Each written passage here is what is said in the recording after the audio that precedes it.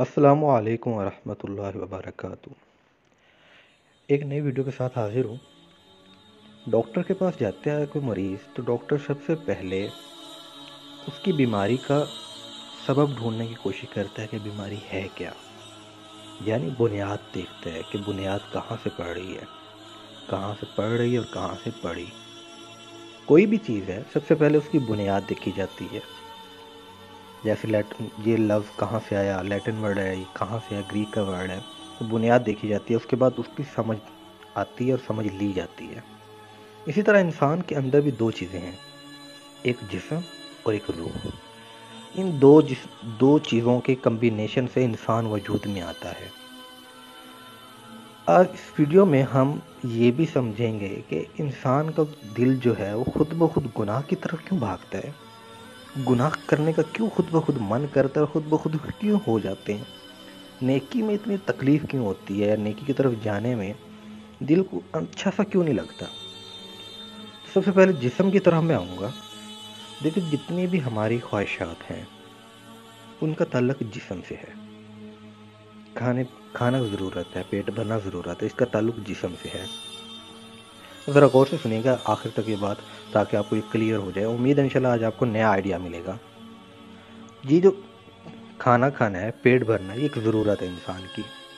इसी तरह देखना या सुनना, ये सारे इन चीज़ों का ताल्लुक जिस्म से है। अब जिस्म की बुनियाद क्या है, बुनियाद को देखें। जिस्म किस चीज़ से बना है? अमूमन है मट्टी से बना है। ठीक, हाँ, मट्टी से बना है, बिल्कुल। कुरान करीम में कई कई जगहों पे आया है कि हमने मट्टी से इंसान को बनाया। मट्टी से बना है, बिल्कुल ठीक बात है। अच्छा चलिए ठीक, पहले इसी बात को ले लेते हैं। अच्छा, मट्टी देखें आप, अपने आस पास जो मट्टी है, मट्टी की फितरत को देखें। मट्टी की फितरत क्या है आप देखेंगे। मट्टी के अंदर जो ज़मीन बिछी पड़ी है, इस ज़मीन के ऊपर घास, जड़ी बूटियाँ, झाड़ियाँ, खुदरू पौधे, ये खुद ब खुद उगते हैं। इनका कोई बीज नहीं डाल के आता कि यहाँ पे घास उगाएगी, यहाँ पे ये गंदा, जड़ी बूटियाँ खुद ब खुद उगती हैं ज़मीन से। लेकिन वहीं पे अगर हमें कोई फसल लेनी पड़े, जैसे हम गंदम की फसल लगाते हैं। मेरा अपना ताल्लुक ज़मींदारा बैकग्राउंड से है, पीछे अपना खुद करते हैं। तो फसल लगानी पड़ती है, आपको चावल की फसल मुंजी लगानी पड़ेगी, गंदम का बीज डालना पड़ेगा, और फिर क्या करना पड़ेगा, फिर आपको उसकी केयर करनी पड़ती है। सबसे पहले आपको हल चला के उस सख्त मिट्टी को नरम करना पड़ता है। फिर उस सख्त मिट्टी को नरम करके, हल चला के, फिर उसके अंदर बीज वगैरह डाल के पानी वगैरह लगाना पड़ता है। फिर उसमें जड़ी बूटियाँ उगती हैं, जिसको ख़त्म करने के लिए या तो ज़रूरी स्प्रे किया जाता है या फिर उसकी गोडी की जाती है, वो उखाड़ा जाता है, ताकि फसल हमारी जो है वो ठीक रहे, सारी ताकत ज़मीन की फसल को मिले। अब बोने से पहले से लेके काटने तक हर कदम पे मेहनत की ज़रूरत पड़ती है। कभी पानी लगाओ, कभी खाद डालो, कभी स्प्रे करो, इस चीज़ की ज़रूरत पड़ती रहती है। तो ये देखें, ये फितरत है। यही फितरत हमारे जिस्म की भी है। हमारा जिस्म उठाया गया मट्टी से, तो मट्टी की जो फितरत है वही फितरत हमारे जिस्म की भी है। मट्टी में खुदरू पौधे, झाड़ियाँ, जड़ी बूटियाँ खुद से उगती हैं, फसल लगानी पड़ती है। इसी तरह इस जिस्म में गुनाह खुद ब खुद सरज़द होते हैं। इस जिस्म से नेकी करनी पड़ती है, नेकी के लिए मेहनत करनी पड़ती है, हल चलाने पड़ते हैं, बीज डालने पड़ते हैं, तब जाके ये नेकी की फसल इस जिस्म से सरज़द होती है। ये हमारे जिस्म की फितरत है।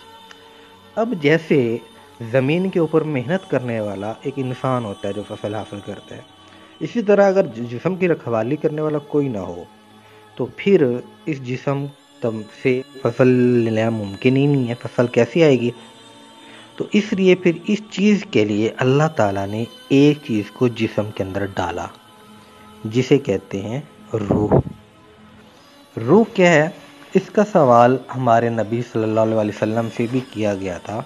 तो हमारे नबी ने यही कहा था, रूह अल्लाह का अम्र है, यानी अल्लाह का हुक्म है एक। बस जब तक वो है, जिस्म सांस चल रही है, रूह को अलहदा कर दो, जिस्म बेजान हो जाएगा।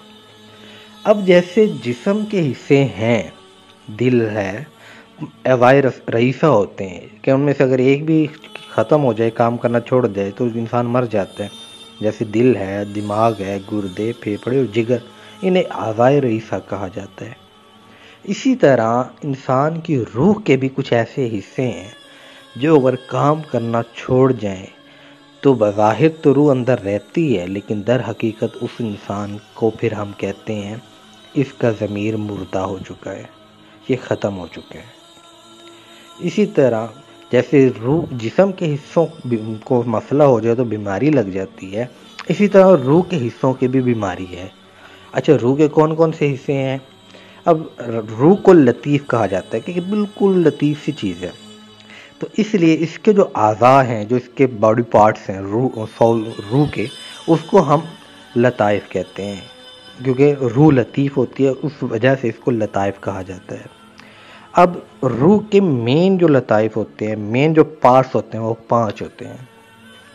एक को लतीफ़ा कल्ब कहते हैं, लतीफ़ा रूह कहते हैं, लतीफ़ा खफ़ी कहते हैं, लतीफ़ा सर कहते हैं और लतीफ़ा अख्फ़ी कहते हैं। जैसे जिस्म में आज़ा की जगह मुकर्रर है कि दिल की जगह दिल है, दिमाग की जगह और है, इसी तरह ये जो रूह के हिस्से हैं इनकी भी जगह मुकर्रर है। और जैसे जिस्म को ज़िंदा रहने के लिए खुराक की ज़रूरत पड़ती है, इसी तरह रूह को ज़िंदा रखने और इससे नेकी की फसल हासिल करने के लिए मेहनत की ज़रूरत पड़ती रहती है और ख़ुराक की ज़रूरत पड़ती है रूह को। अब रूह की ग़िज़ा जो है वो मुख्तलिफ़ किस्म की है। अब रूह का पेट भर जाएगा। अब देखें, आप बर्गर खाएं, आपका पेट भर जाएगा। आप खाना खा लें, रोटी खा लें, आपका पेट भर जाएगा। आप चावल खा लें, बिरयानी खा लें, आपका पेट भर जाएगा। लेकिन जायके में फ़र्क, आप पत्ते खा लें, पत्तों से भी पेट तो भर जाएगा, लेकिन वो चीज़ आपके लिए अच्छी, आप जो फूड पॉइजनिंग हो जाती है, कोई गलत पकी हुई चीज़ या कोई इस तरह का खाना आप आलूदगी वाला खा लेते हैं, फूड पॉइजनिंग हो जाती है।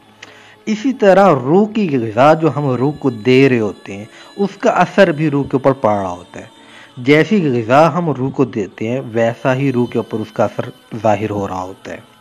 अब रूह की ग़िज़ा में ज़ाहिर सी बात है, अगर आप अब कुछ चीज़ें जो बज़ाहिर जिस्म से ताल्लुक़ रखते हैं, आपका कद कितना है, ये आपका जिस्म बताएगा। आपका रंग कैसा है, ये आपका जिस्म बताएगा। ये सारी चीज़ें वाज़िया हैं। जो चीज़ें ज़ाहिर हैं, फिज़िकली अपीयरेंस है जिनकी, जो ज़ाहिर हैं, वो तो जिस्म से ताल्लुक़ रखते हैं। रंग, रूप, कद, काठ, नैन, नक्श वगैरह, इन सब का ताल्लुक़ जिस्म से है। लेकिन जिस चीज़ का ताल्लुक़ रूह से है, वो अंदरूनी चीज़ें हैं, वो नज़र नहीं आती। मिसाल के तौर पर, आप कितने ईमानदार हैं, ये चीज़ आपको बॉडी पार्ट जिस्म नहीं बताएगा। आप कितना सच बोलते हैं, कितना झूठ बोलते हैं, ये चीज़ आपकी बॉडी जिस्म नहीं बताएगा। ये आप इनका ताल्लुक़ रूह के साथ है। जैसे जिस्म के ताल्लुक़ है कद, काठ, नैन, नक्श, रंग वगैरह, इसी तरह रूह का ताल्लुक़ इन चीज़ों से जो अंदरूनी है, जो नज़र नहीं आती, कोई इंसान देख के नहीं बता सकता कि ये इसके अंदर है या नहीं है। सच्चाई, ईमानदारी, ख़यानत, बुज़दिली, बहादुरी, ज़हानत, ये सब चीज़ें, इनका ताल्लुक़ रूह के साथ है।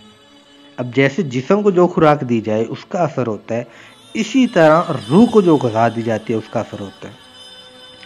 आप जो अब रूह के तक पहुंचने के रास्ते हैं कुछ। एक रास्ता आपकी आंखें हैं, देखती आंखें, लेकिन जो आंखें देखती हैं उसका अक्स रूह के ऊपर पड़ रहा होता है। नंबर 1। नंबर 2, कान है आपके, जो कान जिनको आप सुनते हैं, जहाँ से कानों से अंदर आवाज़ जाती है, लेकिन इसका असर रूह के ऊपर पड़ता है। अब ये वो जगह नाक, कान, मुंह, आँख और ये छूने की जो हिस्सा, टच करने की, ये वो चीज़ें हैं जो जिन रस्तों से रूह तक ग़िज़ा पहुँचती है। हमारे जिस्म तक ग़िज़ा पहुँचाने का एक ही तरीका है, वो है हमारा मुंह और दांत। लेकिन रूह तक पहुँचने के 5 रास्ते हैं जो इस चीज़ को ज़ाहिर करते हैं कि रूह को ज़्यादा खुराक की ज़रूरत रहती है। अब इन 5 रास्तों से जो रूह तक पहुँचेगा, उसी चीज़ का रूह के ऊपर असर होगा। अब आप क्या सुन रहे हैं, इस चीज़ का असर रूह के ऊपर लाजमी पड़ेगा। आप गाने सुन रहे हैं, आप गालियाँ सुन रहे हैं, आप कोई तकरीर सुन रहे हैं, आप कोई मोटिवेशनल वीडियो देख रहे हैं, या कोई मोटिवेशनल किसी की तकरीर सुन रहे हैं, या आप जो मर्ज़ी सुन रहे हैं, उसका डायरेक्ट असर आपकी रूह पे पड़ रहा है। आप देख रहे हैं और देखने का जो डायरेक्ट असर है वो आपकी रूह के ऊपर पड़ रहा है। वो रूह को ग़िज़ा मिल रही है। सुनने से ग़िज़ा मिलती है, देखने से ग़िज़ा मिलती है, टच करने से ग़िज़ा मिलती है और मुंह के रास्ते को ग़िज़ा मिलती है। ये सारे रास्ते रूह तक ग़िज़ा पहुंचा रहे हैं। अब आप जो देखेंगे, जो सुनेंगे, आपकी अब ये आप खुद देखें कि ये रूह तक हमारे कौन सी ग़िज़ा पहुंच रही है। अब जैसे जिस्म की बीमारियां हैं, ऐसे फिर रूह की बीमारियां भी हैं। अब रूह की बीमारियां कौन सी हैं? और जैसे दिल की बीमारी, हार्ट अटैक और ये स्टड पर डलना और ये वो, इसका ताल्लुक दिल के साथ है। डायलिसिस वगैरह हो जाना, जब आपकी किडनी फेल हो जाती हैं तो वह डायलिसिस होता है।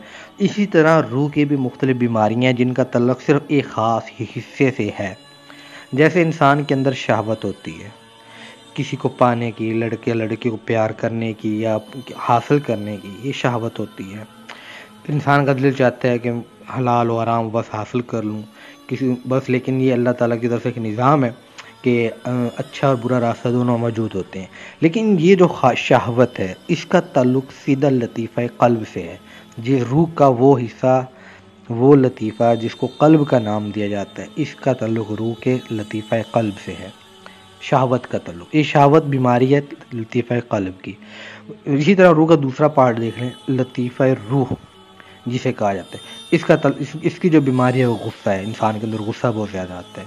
इसी तरह लतीफ़ा खफ़ी रूह का हिस्सा है, उसको पार्ट है रूह का। लालच का ताल्लुक होता है यहाँ से कि इंसान के अंदर जो लालच पैदा होता है किसी भी चीज़ का, शोहरत, दौलत, इज़्ज़त, जिस चीज़ का भी लालच, इसका ताल्लुक लतीफ़ा खफ़ी से है। लतीफ़ा सर, ये हिस्सों के नाम बता रहा हूँ आपको। इसकी बीमारी हसद है। जब ये बीमारी, ये इस पर कोई असर होता है तो हसद की बीमारी पैदा हो जाती है। और ये कितना माशरे के अंदर, वो आप भी जानते हैं। एक लतीफ़ा अख्फ़ी, ये आखिरी मैं पार्ट बता रहा हूँ इसका। तकब्बुर, इंसान अपने आप को समझता है मेरे पास इल्म है, ये है वो है। ये जब लतीफ़ा अख्फ़ी की बीमारी होती है, इस पार्ट की बीमारी होती है, तो इंसान के अंदर तकब्बुर आ जाता है। अब इन बीमारियों को दूर करने के अलग अलग तरीके हैं। जैसे दिल की बीमारी का इलाज और है, जिगर का कोई मसला बन गया उसका इलाज और है। इसी तरह अगर शहवत ज़्यादा है उसका इलाज और है, तकब्बुर है उसका इलाज और है।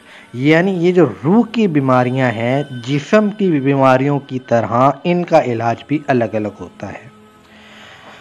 और जब भी इनमें बीमारी पैदा होती है रूह के अंदर, तो ये अल्लाह से ताल्लुक़ को कमज़ोर करती चली जाती है।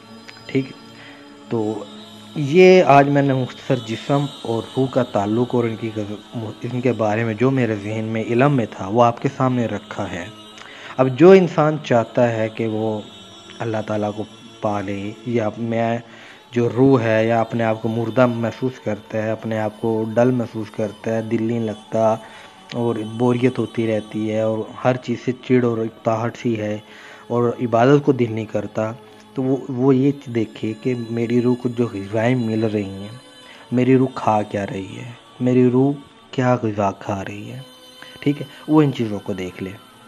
इसी आखिर में सिर्फ़ एक छोटी सी अल्लाह ताला की शान में है पंजाबी में, तो वो मैं पढ़ता चलूँ ज़हन आगे सामने। तख्ती कलम दवात भी तू, ज़ात दे अंदर ज़ात भी तू गौस कुतब कलंदर भी, तू अली हुसैन सिकंदर भी, तू बाहिर ते अंदर भी, कातिब किताब ते बात भी तू, तख्ती कलम दवात भी तू, ज़ात दे अंदर ज़ात भी तू, सच्चे मंसूर नसूली चाया, नन्ने असगर ते तीर चिलाया, घुंघरू पवा के शाह नचाया, हों देदा इसमें ज़ात भी तू, तख्ती कलम दवात भी तू, ज़ात दे अंदर ज़ात भी तू, कबर कफस कफन भी तू, फाते कारी दफन भी तू, जिंद जान उमर ते मौत भी तू, दिल धड़कन ते जज्बात भी तू, तख्ती कलम दवात भी तू, ज़ात दे अंदर ज़ात भी तू मशरिक मगरिब महवर भी, राही रस्ता ते रहबर भी, हुब मुहिब महबूब भी तू, नफ़े भी तू असबात भी तू, तख्ती कलम दवात भी तू, ज़ात दे अंदर ज़ात भी तू। इसके साथ ही इजाज़त दीजिए, इंशाअल्लाह अगली वीडियो के साथ फिर हाज़िर होंगे। अगर आपने अभी तक ये चैनल सब्सक्राइब नहीं किया तो कर लें, ताकि मज़ीद ऐसी वीडियोज़ आप तक पहुँचती रहें। उम्मीद है कि इंशाअल्लाह आपको कुछ ना कुछ ज़रूर नया सुनने को, जानने को मिलता रहेगा। लाइक और शेयर ज़रूर कीजिएगा। अल्लाह हाफिज़।